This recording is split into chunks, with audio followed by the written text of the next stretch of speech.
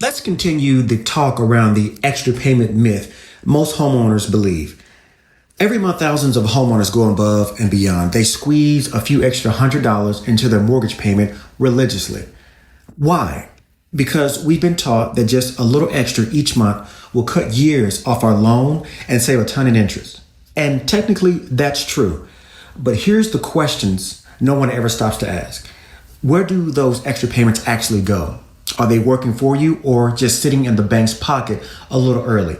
Is this really the smartest use of your cash flow or just what feels responsible? Let's break it down.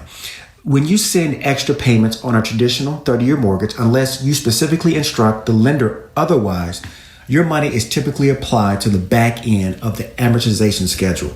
Translation, you're prepaying the least expensive part of your loan decades in advance, all while locking up liquidity you might need in emergencies, losing the opportunity to invest in those dollars elsewhere and still paying the lion's share of interest up front. Now, here's a story I've heard more than once.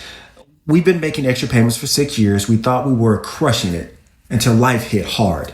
Now we can't get that money back and we're struggling with cash flow. This isn't about being anti-discipline. It's about being pro-strategy.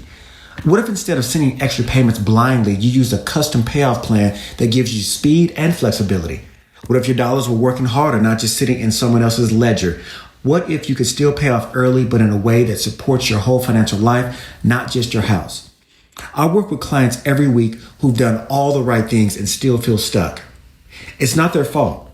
It's just a system that never taught them to optimize. So let's start asking better questions. Is your extra payment giving you more freedom? Is it building wealth or just reducing a balance? Is there a smarter way? I'd love to hear your take. Have you been making extra payments?